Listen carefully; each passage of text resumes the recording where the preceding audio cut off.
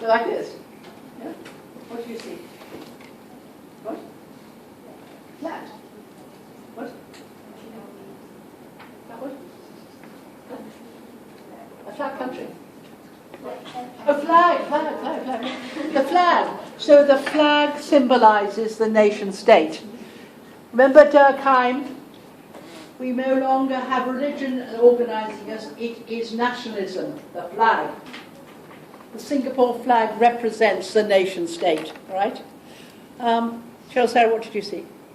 Actually, I saw flag as well. You did that as well. You had the same idea. Same? What did you see? I see our government. You see government, you see power, do you? Nation state and power. Nation state and violence. Remember, this nation, Weber's definition of the state. The state is that operation, that institution that has the monopoly of violence over a given area. So the Singapore police, and if you look at the recruitment processes, photographs of the Singapore police are incredible. Whereas in the past you had these rather gentle people just standing there, join the police. Now you have guns, join the police. It's an exciting career. Remember, the only way that the states can operate is through violence. Or the threat of violence. So some people do see violence, all right? Now, is the state violent enough to stop it being porous at times? Does it get Masalamat escaped, right, from the porous state? Yeah? Is it strong enough to hold that in? Or is it weak in terms of other powers that are stronger? China, right? India and Pakistan. So the nation state protects its borders. All right, Siti, what did you say? What did you see? You saw citizens. In a nation state, there are citizens and the state. And citizens is everybody a citizen? No. Are people in Singapore all citizens? No, they're not. You have to apply for citizenship. And normally you have to swear allegiance to somebody in order to get citizenship. In Brunei, the Chinese haven't got citizenship. They don't belong to the nation because they can't speak Bahasa Malaysia as well as the people in Brunei, according to the Bruneians. You have to do a test which is impossible to pass. Nobody's ever done it. They haven't got allegiance to that state. All right? Anybody else about the nation state? It's got two aspects. It's got nation and it's got state. The state is the political operation. The nation is the idea of nationality and identity. Nation state. And hence, you have the idea that you can have a nation outside the state. Nation is the idea of identity, the idea of identity of Singapore as a nation, which is represented by a flag. The idea of the state is usually the very much the operation of an institution, the state. And when Weber was talking about the state has the monopoly of violence, he was talking about the state in that second category, not the nation state. However, what keeps the state together is this idea of nationalism. And Singapore was created like that. Singapore, the idea of the Singapore state was very much based on nationalism. It had to be. It would not exist otherwise. We are Singaporean first and Malay second. We are Singaporean first and Chinese second. Yes? The idea of something above, trans-ethnicity. Yeah? And it's represented by the flag. So the nation is more than simply the government. And you can have Singaporeans that live outside Singapore who are part of that nationhood. There are 500,000 Indians who are living in Singapore. Again, they still feel Indian. They can have two competing identities. But my goodness, they have an idea about what's going on in India big time. Right? The idea of nation. Does anybody remember or have been following what's been happening with the maid, Indian maid in the States? No?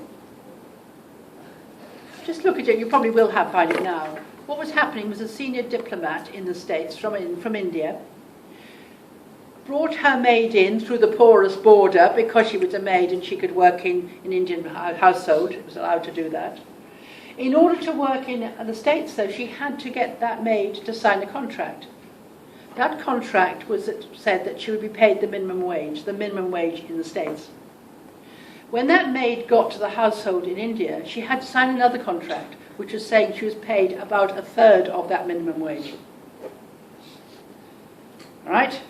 Because that's what everybody did. So the people in the States, the police got wind of that and arrested the diplomat because she had forged the applications for coming in to work in the States.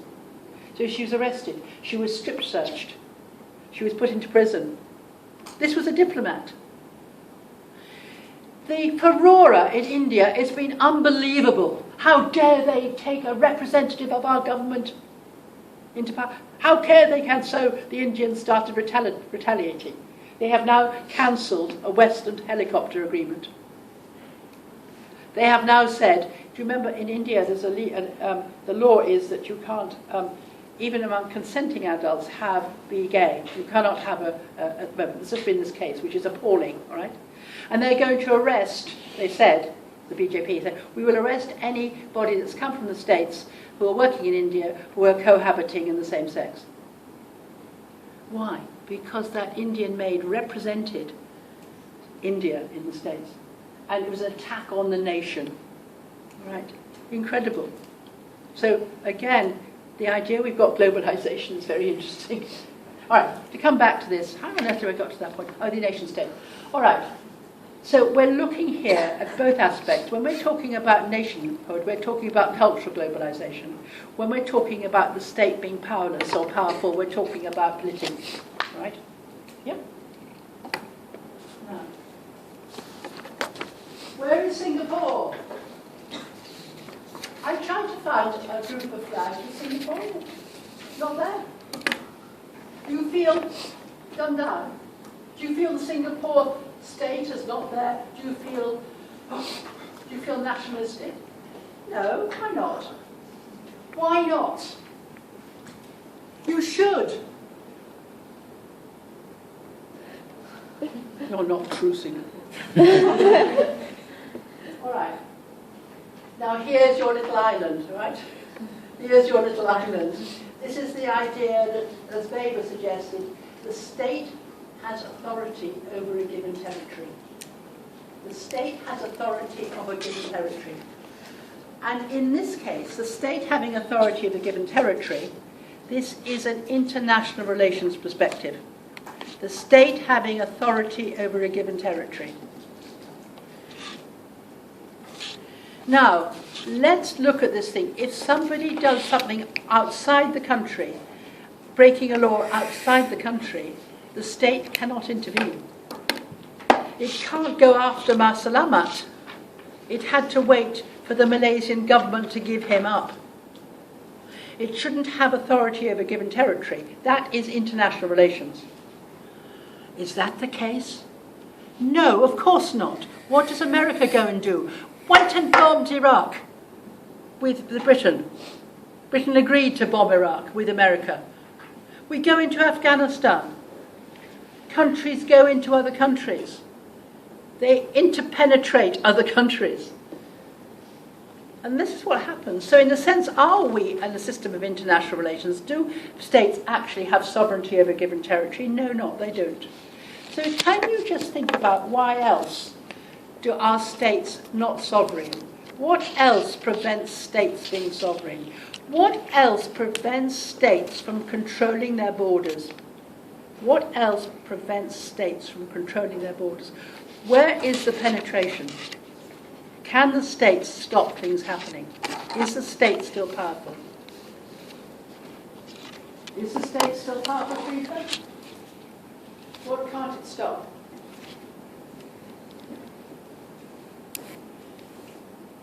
If you have power, you have to have power over somebody.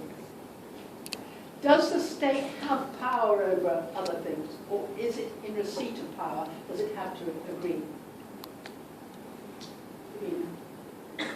What can the state not stop? think, what can the Singapore government not stop?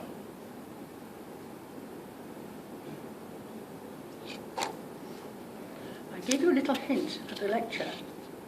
In 1988, when I first came here, we had to have all our videos censored by the state. They had to have a stamp on them. Now, so for what's changed? Technology. The internet.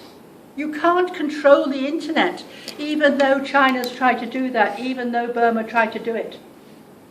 So the state is powerless about these images. These images come. You can't stop it. All right? So it's penetrated. The state is losing out. Even if the state wanted to stop it happening, even if the state wanted to prevent some of these appalling videos, they can't stop it. It's difficult because they're on the internet.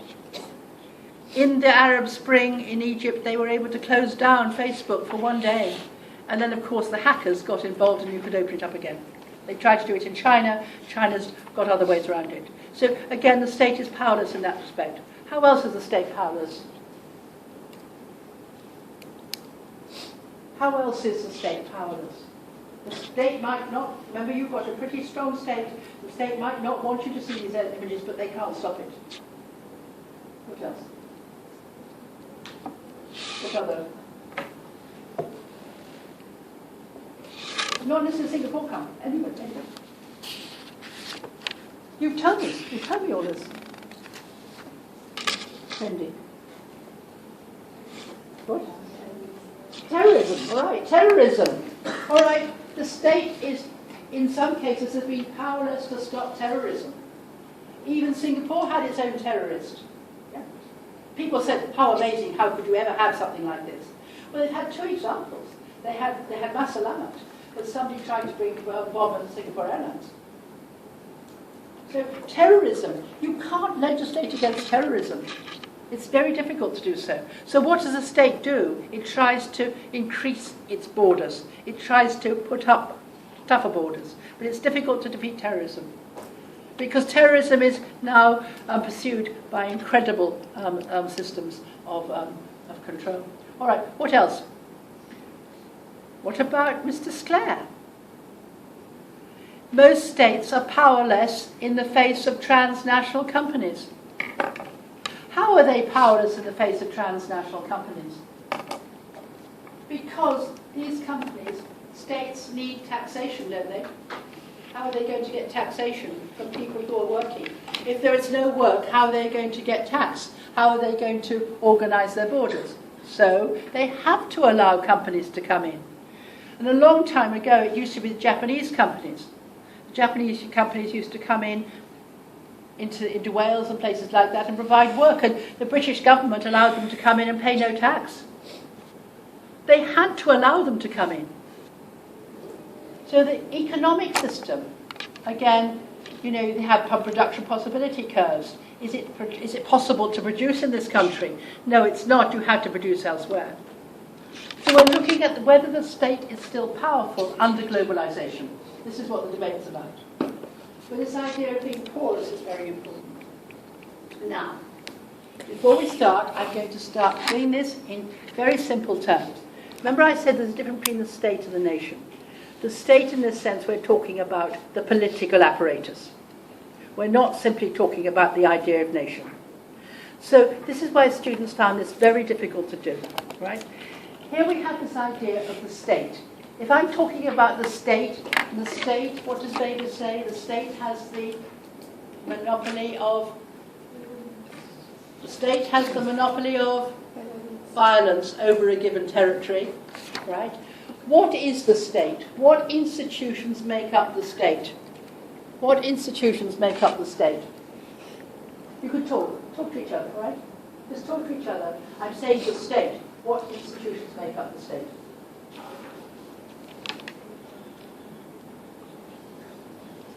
Understand what I'm trying to say?